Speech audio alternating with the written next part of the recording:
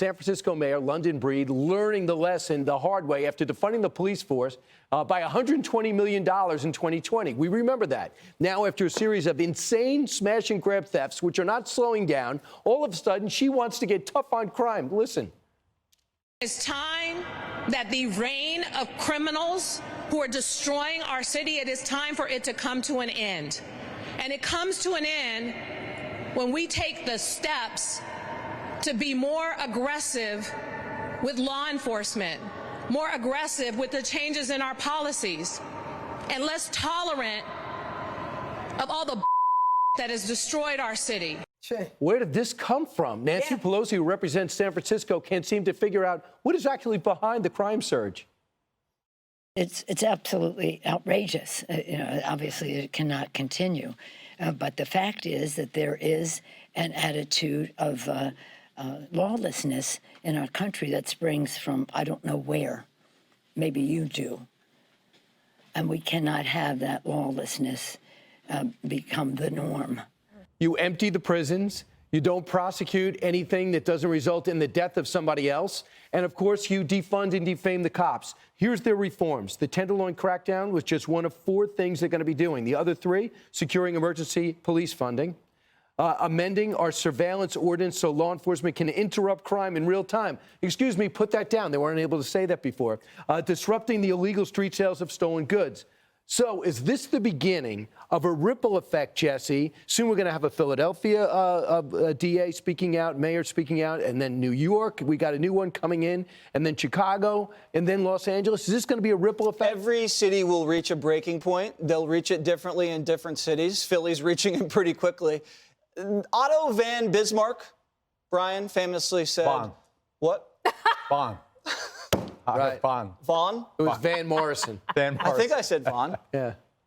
Fools learn from their mistakes. Wise men learn from other people's mistakes. London Breed's a fool. She's got a cool name. Cool name. Cool name. Sounds like a villain in a Batman movie. But she's a fool because everybody knows you defund the police and do what they do, and you're going to have a crime surge. You can't keep doing this without expecting the same outcome. I blame the San Francisco voters. You put a fool in office, fool's going to do what fools do. Right. You know, you're going to vote for people that make stupid decisions.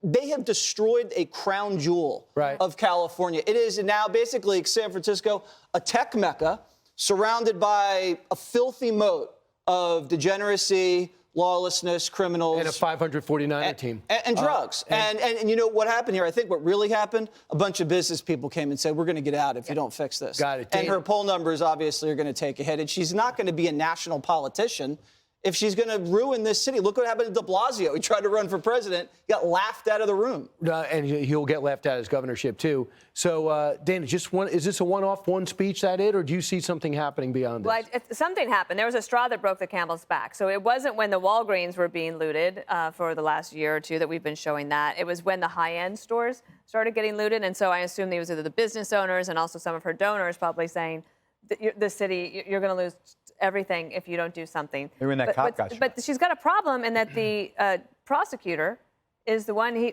he's under a recall, but that doesn't happen for another several months. And even if it would pass, I don't know if it would. So that's really the problem that she needs to fix. The last thing I would say is many of these, well, I shouldn't say many.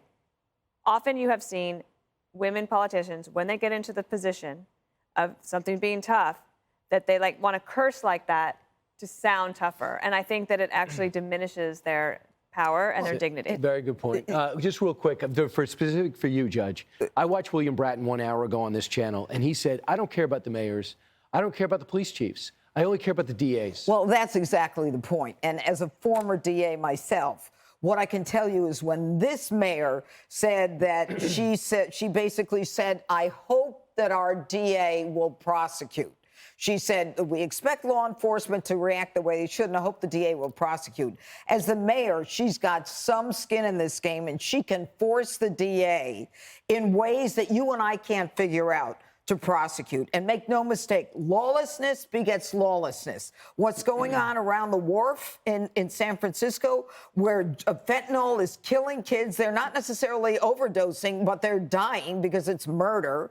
And in addition to their selling stolen goods and counterfeit goods, you've got all of that crime in that area, then it's only going to get worse. And I really believe, number one, she's either stupid to have signed on to defunding the police a year ago, or she is only into the ideology so much, that left-wing ideology, that she doesn't care about the people of her city. Right. So she either believes that all police are racist serial murderers, or she doesn't give a damn about the people. She seems to have changed her mind. Her Or she changed her mind sincerely because she understood Sincerely? finally. How long? It took a year?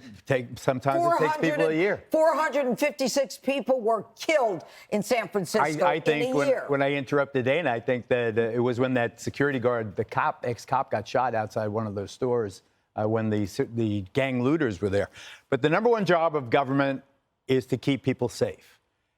Whatever her aspirations. Remember, wasn't Kamala Harris the DA of San Francisco also? Whatever, and she was a crime buster. She was a real buster when she was the DA there. Not really. She had a very good reputation. The city was safe. There weren't all the homeless around.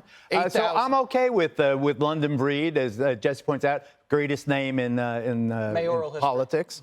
I'm okay with her being born again. Let her be born again. Let them all be born again.